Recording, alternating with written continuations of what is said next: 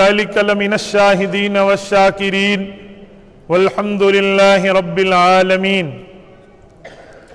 نام محمد سے دلوں کو سرور ملتا ہے صلی اللہ علیہ وسلم۔ نام محمد سے دلوں کو سرور ملتا ہے، نگاہ فکر کو تازہ شعور ملتا ہے۔ نصیب کیسا بھی ہو واسطہ احمد کا دے کے، نصیب کیسا بھی ہو وسیلہ محمد کا دے کے، خدا سے جو بھی مانگیں ضرور ملتا ہے۔ معزز دوستو، آج 1 مارچ 2020 ہے۔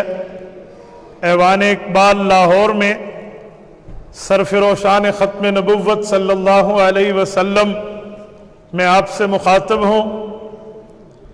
میرے دوستو، ہمارے اسٹیج پر فضیلت الشیخ حضرت مولانا ڈاکٹر احمد علی سراج دامت برکاتہم موجود ہیں۔ حضرت کے خاندان سے ہمارے خاندان کے بڑے قریبی روابط ہیں۔ اللہ پاک نے حضرت کے والد مکرم شیخ الحدیث مولانا سراج الدین نور اللہ مرکزہ کو یہ سعادت عطا فرمائی تھی کہ جماعت احمدیہ ڈیرہ اسماعیل خان کے پریزیڈنٹ ڈاکٹر مولا بخش اپنے خاندان کے سمیت حضرت کے والد کے ہاتھ پر مشرف با اسلام ہوئے تھے۔ ڈاکٹر مولا بخش وہ آدمی تھے جو باقاعدہ اس بات کا اقرار کرتے تھے کہ مجھے نہیں پتا تھا، میری آنکھیں بند تھیں، میں نے کتنی خواتین کو ان قادیانیوں کو بطور حور پیش کیا تھا۔ یہ ان کے گھر کی گواہی ہے۔ اللہ رب العزت اس واقعے کو قبول فرمائے۔ حضرت کے ساتھ بھی میرا بڑا پرانا تعلق، ہمارے بڑے شفیق رہنما مشفق ہیں۔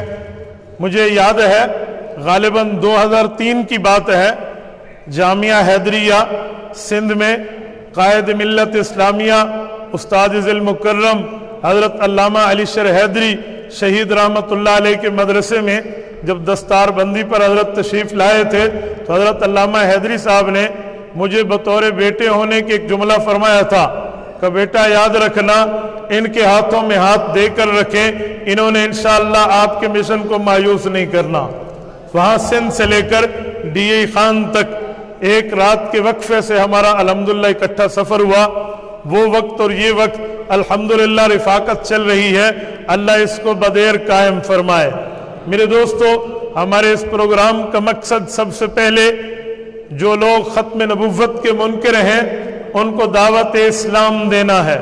میں آج اس ایوان اقبال لاہور کے اس اسٹیج پر کھڑے ہو کر اپنے حضرات کی تائید کے ساتھ دنیا بھر کے تمام قادیانیوں کو اسلام کی دعوت دیتے ہوئے یہ بات کہوں گا، آؤ قادیانیوں، تمہیں دھوکہ دیا گیا ہے، نبوت کے نام پہ تمہاری جیب کاٹی گئی ہے ان گرا کٹوں نے نبوت کے نام پہ۔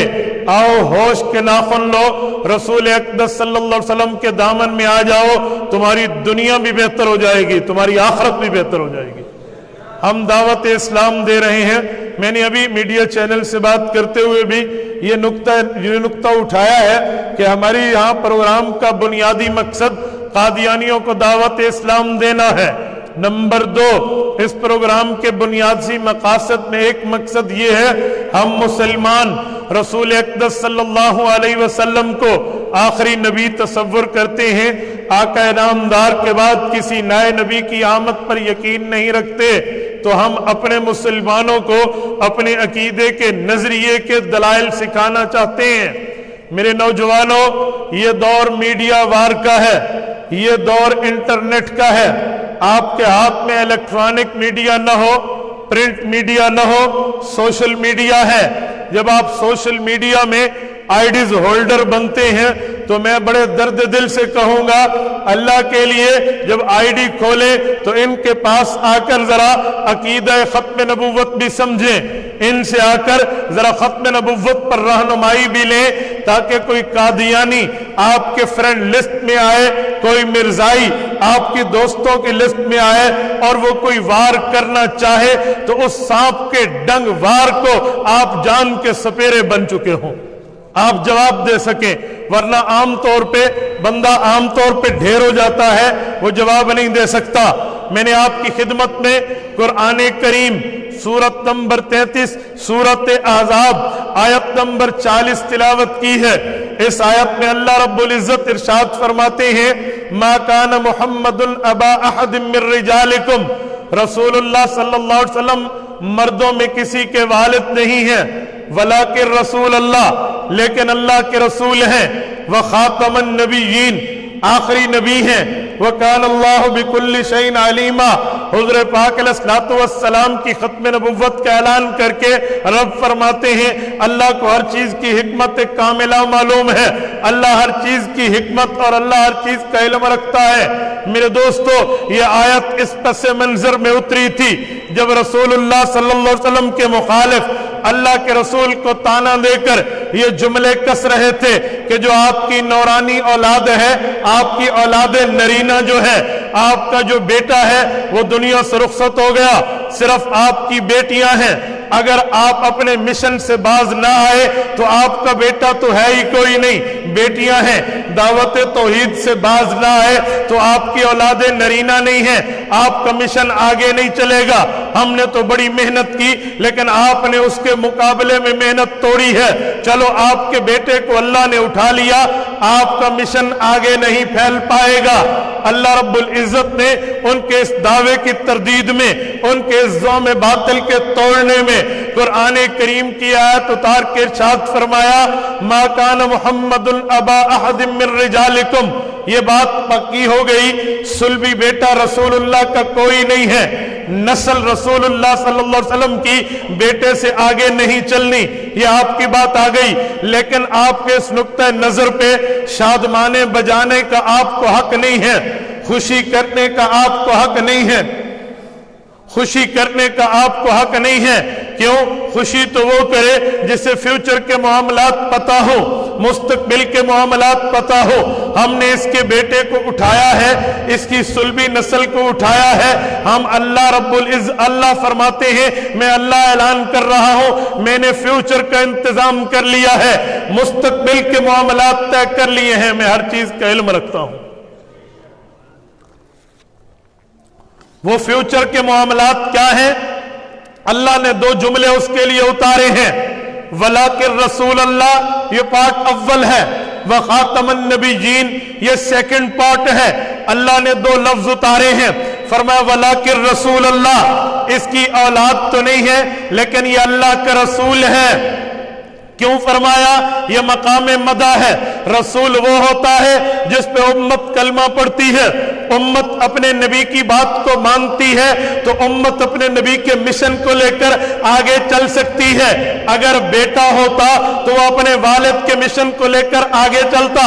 किसी के बेटे हों तो 2, 4, 5, 10, 15 ही होंगे, इससे बढ़ के बेटे और क्या होंगे। फरमाया, इसका आप बेटा सुल्बी नस्ल का इनकार करके खुशी न मनाइए। वलाकिन रसूल अल्लाह, ये अल्लाह का रसूल है, अल्लाह इसे रूहानी औलाद देगा, रूहानी औलाद में उम्मत आएगी, उम्मती इसका कलमा पढ़ेंगे, इसके मिशन को मानेंगे, शरीयत को मानेंगे, दीन को मानेंगे, इस्लाम को मानेंगे, मजहब को एक्सेप्ट करके पूरी दुनिया में घूमेंगे और दावत इस्लाम देंगे। औलाद होती, सुल्बी नस्ल होती तो दावत 2, 4, 5, 10 बंदों तक महदूद होती। इसकी दावत को लेकर आगे पूरी उम्मत चलेगी। वलाकिन रसूल अल्लाह, और आगे अगर काफिर के दिल में ख्याल आए कि नबी भी तो एक वक्त का होता है, आज तक ऐसे अंबिया आए हैं जो एक जमीन के, एक करिया के, एक मुल्क के, एक बस्ती के, एक इलाके के, एक कौम के नबी हैं, तो हुज़ूर पाक अलैहिस्सलाम की दावत भी एक कौम तक चलेगी, एक इलाके तक चलेगी, एक माहौल तक चलेगी, एक वक्त तक चलेगी। फिर इनकी बात नबुव्वत का सिलसिला और शुरू होगा तो नए नबी की दावत फैलेगी। रब ने फरमाया, जी नहीं, वलाकिन रसूल अल्लाह, ये मेरा नबी है, इसकी दावत आगे जाएगी। ये ख्याल जहन में न लाना इसके बाद कोई नई नबुव्वत होगी, ये ख्याल अपने दिल में न लाना इसके बाद किसी और का मिशन आगे फैलेगा। जी नहीं, इसके बाद किसी और ने नहीं आना। वखातमन नबिय्यीन, ये आखिरी नबी है, नया नबी नहीं आएगा। अब कयामत तो आ सकती है ہے نیا نبی نہیں آ سکتا. قیامت تک کے لیے حضور کو نبی بنایا گیا ہے, قیامت تک کے لیے تاج رسالت سے سرفراز کیا گیا ہے, قیامت تک کے لیے اس کے کندھے کے اوپر نبوت اور ختم نبوت کے تمغے سجا دیے گئے ہیں. یہ کائنات تو ختم ہو سکتی ہے, اس کے ڈنکے بجنا ختم نہیں ہو سکتے, اس کی دعوت ختم نہیں ہو سکتی, اس کے مشن کی اشاعت اور پھیلاؤ ختم نہیں ہو سکتا. یہ تمہاری خام خیالی ہے. اور میرے دوستو, اللہ کے رسول صلی اللہ علیہ وسلم فرماتے ہیں انا والساعۃ کہاتین, اے لوگو اللہ نے مجھ محمد صلی اللہ علیہ وسلم کو اور قیامت کو یوں اکٹھا کیا ہے, فرمایا جیسے یہ میرے ہاتھ کی 2 انگلیاں ہیں, یہ 2 انگلیاں ایک ساتھ ہیں, ایسے میں اور قیامت ایک ساتھ ہیں. کئی وجوہات پر اس کی شرح پیش کی جا سکتی ہے, لیکن میں وہ شرح پیش کر رہا ہوں جو عوامی لہجے میں آپ کو سمجھ آئے. جیسے رسول اللہ کے اور قیامت کے درمیان کسی نئے نبی کی نبوت نہیں ہے, کوئی اسپیس نہیں ہے, کوئی فاصلہ نہیں ہے, کوئی گنجائش نہیں ہے. حضور کے بعد قیامت آ سکتی ہے, نیا نبی نہیں آ سکتا. انا والساعۃ کہاتین اور وخاتم النبیین کا معنی ہم کرتے ہیں رسول اللہ آخری نبی ہیں. شاید آپ کو کوئی قادیانی دھوکہ دے اور وہ کہے خاتم النبیین کا ایک معنی اور بھی ہوتا ہے. وہ کہیں گے ختم کا معنی اسٹمپ لگانا, مہر لگانا ہوتا ہے. یہی بات 7 ستمبر 1974 کی لیجسلیٹو اسمبلی میں مرزا ناصر نے کی تھی کہ ختم نبوت کی آیت مسلمان بھی پڑھتے ہیں, ہم بھی پڑھتے ہیں. یہ وہ معنی کرتے ہیں جو معنی قرآنی نہیں ہے, میں وہ معنی کرتا ہوں جو معنی قرآنی ہے. ختم اللہ علی قلوبہم, رب نے ان کے دلوں پر مہر لگا دی ہے. تو وہ خاتم النبیین, حضور پاک نبیوں پر مہر ہے. پتہ چلا حضور پاک کی مہر سے آگے نبی چلیں گے, حضور کی مہر سے آگے نبوت جاری رہے گی. تو مفتی محمود رحمہ اللہ نے جس دلیل سے ان کو توڑا تھا, میں وہ دلیل پیش کر رہا ہوں. حضرت مفتی صاحب قائد ملت اسلامیہ کے طور پہ آل اسلام کو ریپرزینٹ کر رہے تھے, آل اسلام کی نمائندگی کر رہے تھے.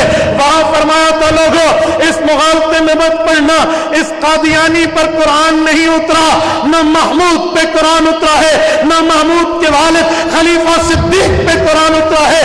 یہ قرآن اللہ کے رسول پہ اترا, صحابہ کرام اس کے گواہ ہے.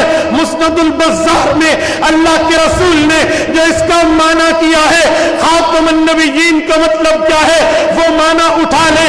اگر قادیانی سچا لکھ دینا, اگر معنی آخری نبی ہمیں سچا لکھ دینا. جب مفتی صاحب نے یہ روایت پڑھی, حدیث پیش کی, تو قادیانی کے پڑپوتے کے چہرے پہ پہلے 11:45 بجے, پھر 12 بجے, پھر 12:15, پھر 12:30 چہرہ منحوس ہوتا گیا. حدیث پاک مفتی صاحب پڑھنے لگے. اللہ کے رسول نے اس آیت کی تشریح میں فرمایا انا آخر الانبیاء وانتم آخر الامم, میرے بعد نبی کوئی نہیں, تمہارے بعد امت کوئی نہیں. اور میں آخری بات کر کے بات کلوز کرنے لگا ہوں. قادیانیوں ہماری بات نہ مانو, قادیانیوں حضرت مفتی صاحب رحمہ اللہ کا استدلال نہ مانو, اپنے مرزے کی بات مان لو. مرزا اپنا انٹروڈکشن کہتا ہے آئینے میں, وہ لکھتا ہے کہ میرا تعارف یہ ہے, میں اور میری بہن جنت بی بی اکٹھے جڑوا پیدا ہوئے تھے. کہتے ہیں پہلے میری بہن میری ماں کے پیٹ سے باہر آئی, کچھ ٹائم بعد میں اپنی ماں کے پیٹ سے باہر آیا. یوں میں اپنے ماں باپ کی خاتم الاولاد ہوں. اگر خاتم کا معنی مہر لگ کے نبوت جاری ہے, قادیانیوں سینے پہ ہاتھ رکھ کے, دل پہ ہاتھ رکھ کے انصاف کا خون نہ کرنا. مجھے جواب دو, خاتم الاولاد ہونے پہ مرزے کی ماں کے پیٹ سے بھی قیامت تک اولاد جاری ہے؟ اگر معنی یہی ہے تو پھر ہم دیکھ لیتے ہیں, لیکن قیامت تک تم اس بات کا جواب نہیں دے سکتے. اللہ آپ کو اور ہمیں صراط مستقیم عطا فرمائے, عقیدہ ختم نبوت کا رب تحفظ فرمائے. اللہ رب العزت سے میں دعا کرتا ہوں قادیانیوں کو اللہ اسلام کی دولت عطا فرمائے. اقول قولی ھذا واستغفر اللہ وآخر دعوانا ان الحمد للہ رب العالمین.